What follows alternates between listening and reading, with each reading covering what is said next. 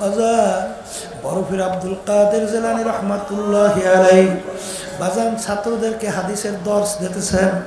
একজন এসে বলতেছেন, হযরত আপনার জাহাজ সমুদ্রের ভিতরে মাল সহ ডুবে গেছে। তিনি শোনার পরে বলেন, ইন্না লিল্লাহি ওয়া ইন্না ইলাইহি রাজিউন। এই কথা বলে চক্ষু বন্ধ করে মাথা একটু নিচের দিকে নামাইয়া রাখলেন।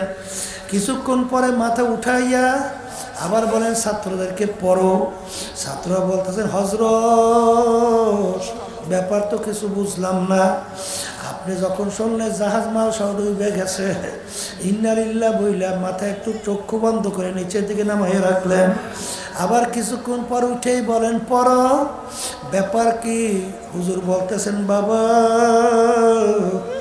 যখন আমি শুনছি মাল জাহাজ ডুবে গেছে সমুদ্রের মধ্যে, সুন্নাত হিসাবে আমি বলছি ইন্না লিল্লাহ, কিন্তু এরপরে আমি চক্ষু বন্ধ করে আমার দিলের দিকে তাকাইয়া আছি, যেই সমুদ্রে মাল যে ডুবে গেল, এতে আমার দিলের ভিতরে কোনো প্রেশানি তৈরি হয়েছে কিনা।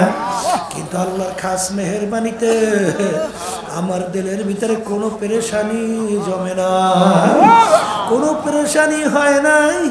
বাজানের জন্য ভালো করে বোঝা লাগবে।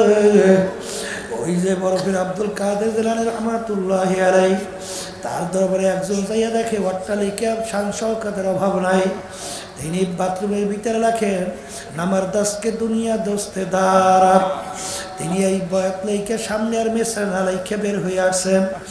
একজন হয়তো তার ভক্ত যাইয়া দেখে, তখন তিনি দেখেন সামনের মেসরা লেখেন, আগার দাঁড়াত বড়ায় দোস্তে দাঁড়া। যেই দুনিয়া আমার মালিকের জন্য আখিরাতের জন্য হয়, ওই দুনিয়া কোনো ক্ষতি নাই।